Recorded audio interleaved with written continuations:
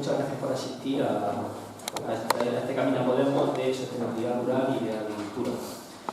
Agradecer a vuestra asistencia.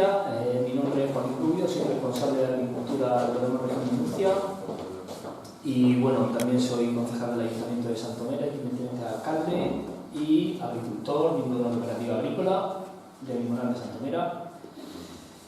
Y bueno, hoy quiero plantear desde Podemos tenemos la idea de plantear una mesa que sea muy dinámica, que aprendamos de las experiencias que nos van a contar las personas que intervienen en esta mesa, pero que aprendamos de su experiencia, digamos, preguntándole y de manera que haya un dinamismo, que no vengamos cada uno a dar la clase magistral, porque si no, como somos seis clases magistrales de golpe pueden ser narcóticas, por muy bien que se hagan.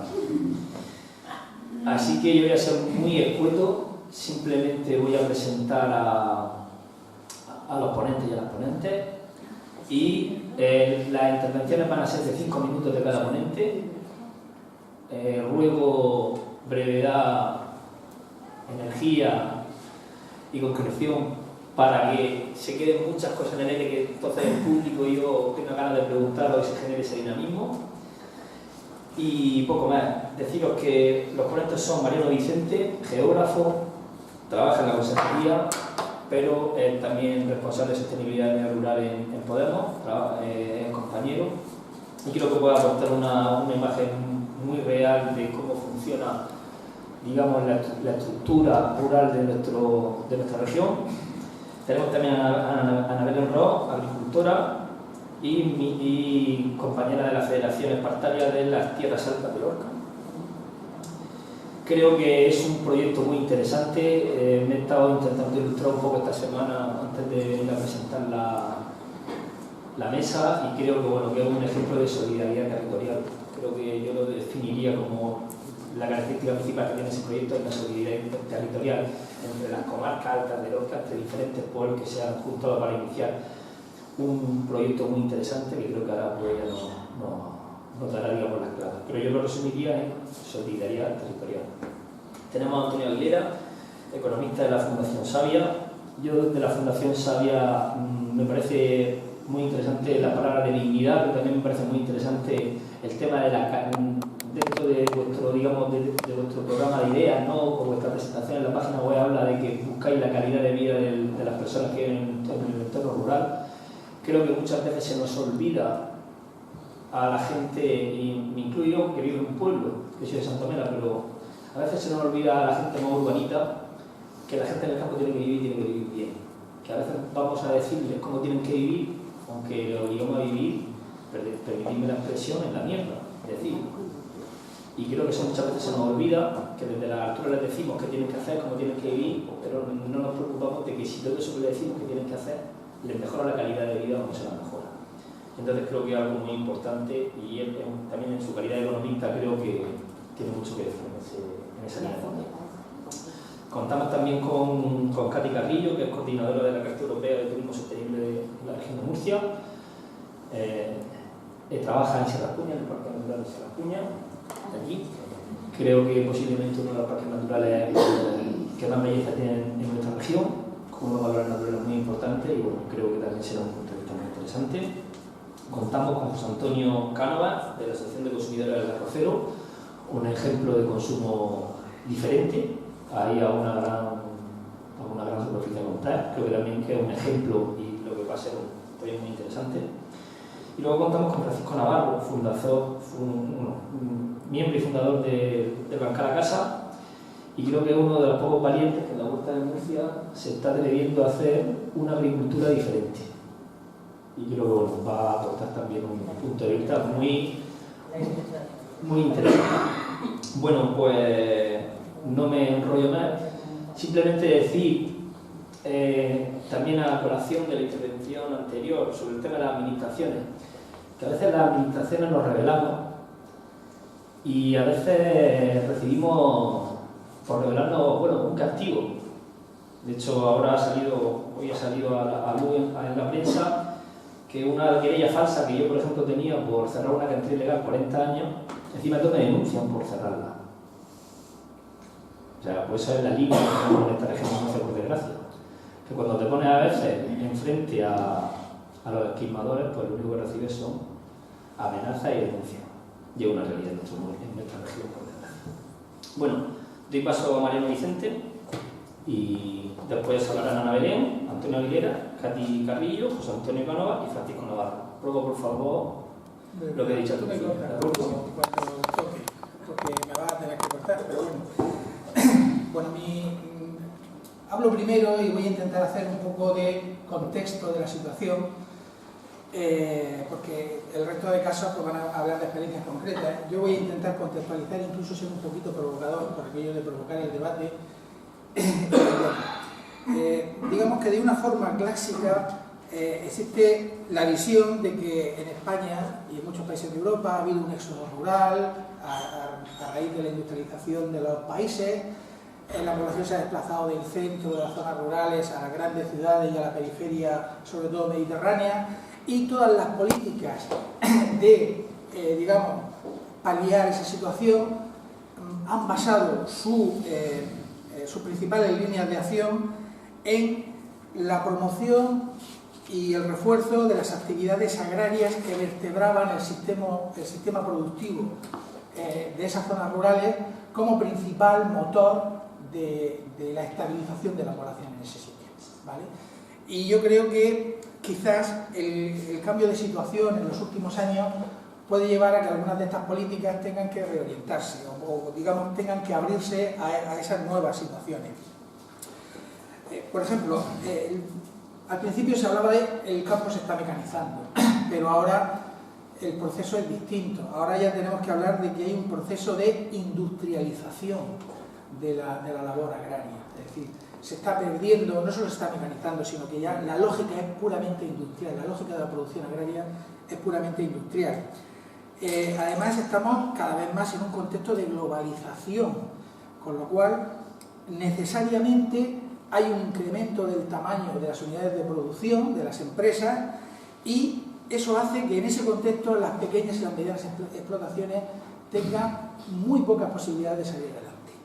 Y eso es un tema, digamos, de los principales, y además ayer en la jornada que tuvimos, eso fue determinante también cuando se estuvo hablando. La lógica productiva de esas grandes explotaciones implica un uso de mano de obra que ya no está tan asociado a esa agricultura familiar que fijaba la población en el campo. Las grandes empresas agrícolas, sobre todo, y también las grandes granjas, las macrogranjas que se están poniendo por todo el territorio, funcionan con otra lógica. No es la agricultura familiar, no es la pequeña escala, sino que es, digamos, un tipo de salario, más laboral. Se está laboralizando el campo, ¿vale? Se está laboralizando con unas condiciones muy precarias para los trabajadores, cosa que también salió ayer, la necesidad de una política social importante porque hay una precarización terrible. En ese contexto, la población que se dedica a los sectores propios del medio rural, de la agricultura y la ganadería, estratégicamente va a ir disminuyendo. Cada vez hay más agricultura sin agricultores, otro tema que también salió ayer. Y de hecho, la cantidad de personas que trabajan en sectores directamente vinculados con la agricultura y la ganadería es muy pequeña. En la región de Murcia, tengo aquí una gráfica, en la región de Murcia, con motivo de la crisis, ha tenido un repunte. Hemos pasado del 9% de la población activa, según la encuesta de población, del 9% al 14%, es decir, ha habido un incremento, pero eso hay que explicarlo como la sustitución de la burbuja inmobiliaria por una burbuja, en buena medida, de la agricultura, de una agricultura intensiva que ha crecido mucho en la región. Aquí vemos cómo la construcción ha caído y de alguna forma la agricultura ha sustituido eso, pero estratégicamente a largo plazo la mecanización y la hiperindustrialización de la actividad agraria va a penalizar la mano de obra en ese tipo de actividades. Evidentemente, y eso también se vio ayer, el desarrollo del sector cooperativo ha sido determinante para precisamente retener esa situación y ha permitido a explotaciones pequeñas y medianas organizarse mediante procesos de economía de escala y han detenido el desmantelamiento de esa agricultura, digamos, más familiar o más de pequeña y mediana empresa. Pero las estrategias productivas de las grandes empresas están encontrando en la deslocalización y la multilocalización una estrategia competitiva que es muy eficaz. Es decir, mientras que las cooperativas, y esto es un tema que como aquí hay personas de cooperativas pues, se puede poner encima de la mesa, mientras que las cooperativas tienen una base territorial, es decir, es gente de la tierra que cultiva su tierra, las grandes empresas se implantan en cualquier sitio y en poco tiempo cambian de estrategia o incluso duplican producciones en distintas comarcas. Ya, madre mía.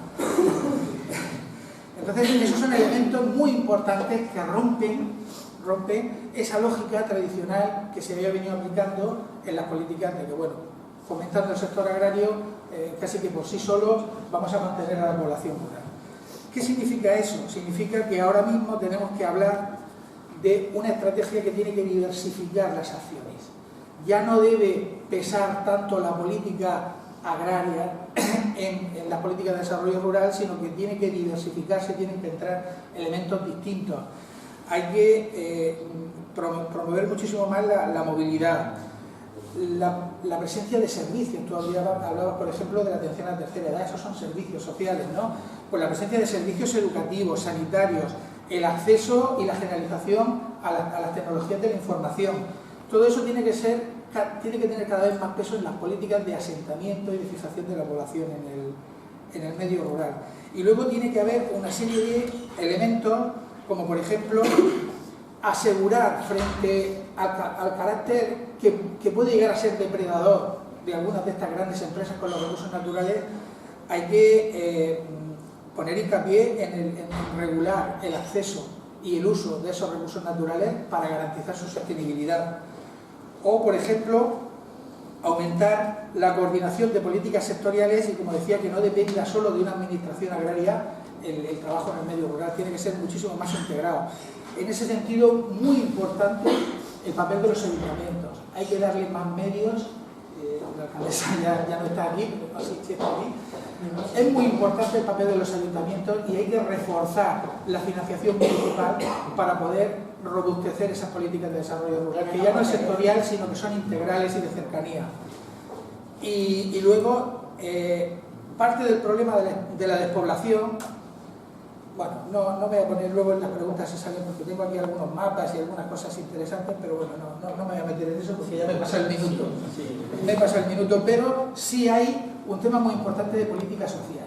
Y un tema muy importante de política social significa que en algunos sitios se está desvertebrando la población rural, hay unos procesos de masculinización exagerados en algunas pedanías, no hay reagrupamientos familiares y entonces la actividad agraria que mantiene población en ese sitio no es estable.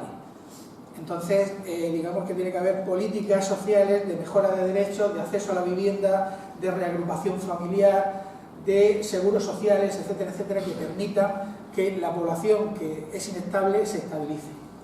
Y yo dejo ya de hablar porque ya me pasa el tiempo. Muchas gracias, Mariano.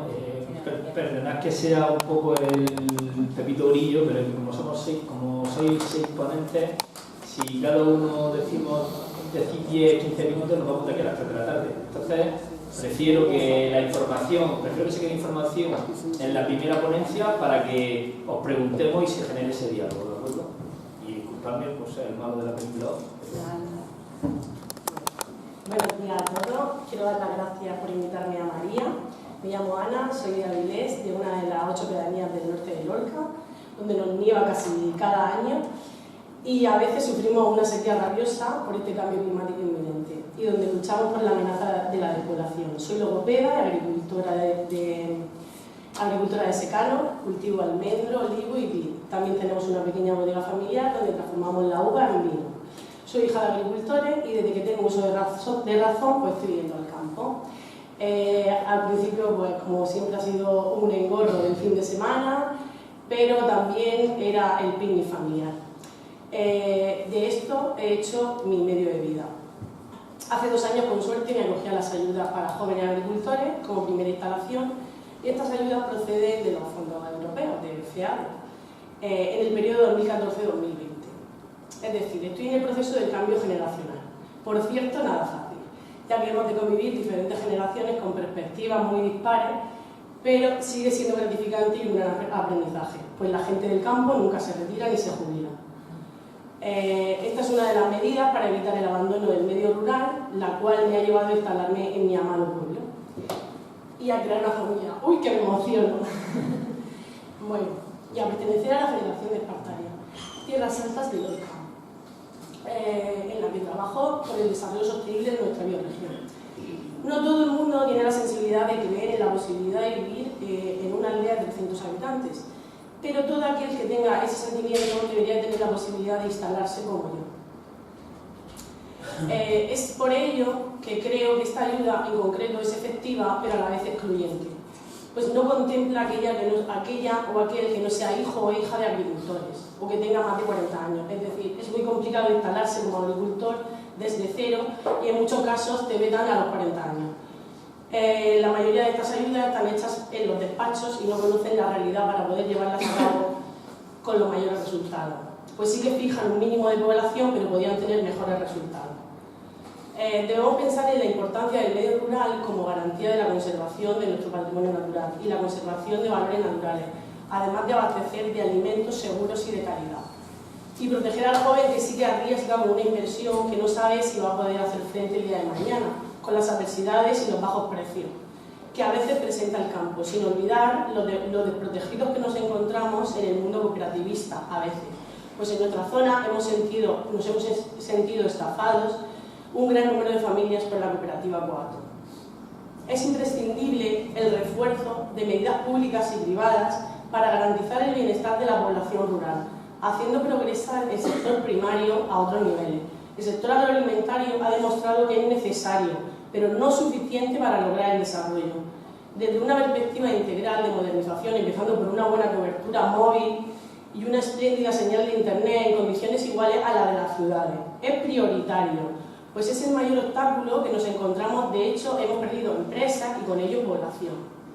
Es cierto que existen muchas ayudas de Europa e invierten en despoblación. Otro ejemplo, el LIDER, para apoyar proyectos de desarrollo rural iniciados a nivel local para revitalizar las áreas rurales y crear empleo, pero requiere mucha burocracia.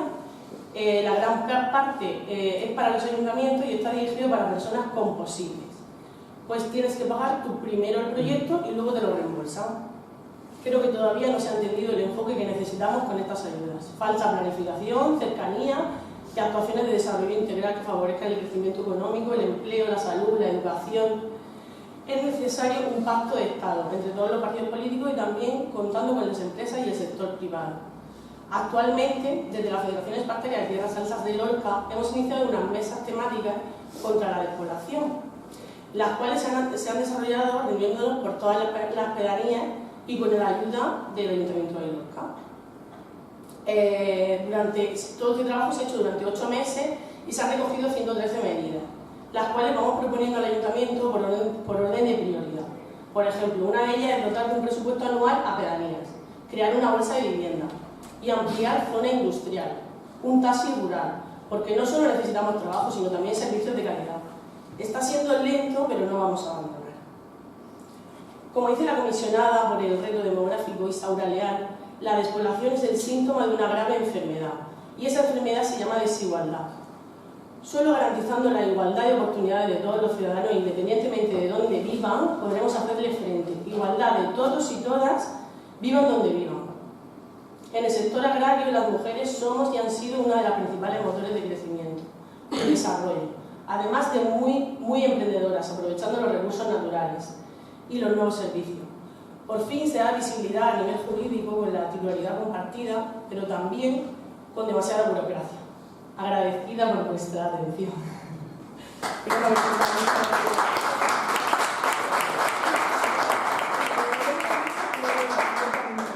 Muchas gracias, Ana. 5 minutos 13 segundos, o sea, lo tenía ensayado, Muchas gracias, y muy interesante, muchas cosas que preguntarte ahora. Bueno, Ahora hablará Antonio. Sí, muy bien. Buenas tardes ya. ¿Qué estamos haciendo desde la Fundación Sabia por y para el medio rural y su gente? Pues desde luego poner en marcha todas las ideas que consideramos que son buenas, que son oportunas, que son necesarias, utilizando todas las herramientas que están a nuestro alcance y desde luego pues colaborando y contando con todos los aliados que estamos en el mismo barco y que cada vez somos más. Así que bueno, en primera instancia, gracias por contar con nosotros, Joaquín, María, a toda la organización, ¿no? Y bueno, ¿cómo lo estamos haciendo? Nosotros nos gusta resumir que nuestra actividad consiste en poner en valor lo rural, valorizarlo con todas sus consecuencias y por todo, ¿no? Y nosotros nos consideramos miembros de la sociedad civil y es el primer mensaje que yo creo que quería trasladaros hoy, ¿no? Es una cuestión de todo, es una cuestión de generar conciencia, de generar participación, de activarnos, ¿no? En un momento en el que parece que nuestra implicación va en un clic, ¿no? Cuando pulsamos un me gusta en unas redes sociales, todos tenemos que darnos cuenta que tenemos a nuestro alcance muchas decisiones que efectivamente pueden hacer cambiar las cosas, ¿no? Entonces, nosotros como fundación, ya os digo, la primera idea es que nos consideramos miembros de la sociedad civil y una de las acciones en las que trabajamos mucho precisamente es activar a la sociedad civil y a la sociedad civil del medio rural, ¿no? Y estamos colaborando, por suerte, con muchos jóvenes que se están asociando, que se están constituyendo en asociaciones comarcales y que están funcionando muy bien y que están cambiando las cosas en esa consigna, ¿no? De trabajar en local,